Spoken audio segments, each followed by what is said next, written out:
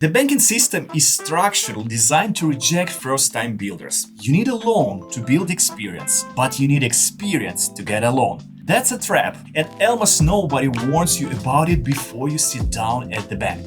I'm not a construction loan manager, and I'm not a builder by myself, but I've been working with custom builders in Austin, Texas and other states for years. And for example, I've shot hundreds of videos with one of my friends, custom home builder Igor Stepan. He did this exact wall when he started, and his story is a proof that this trap is real and that there is a way out. And today I'm going to walk you through why this trap exists and the 4 ways first-time builders actually break the cycle.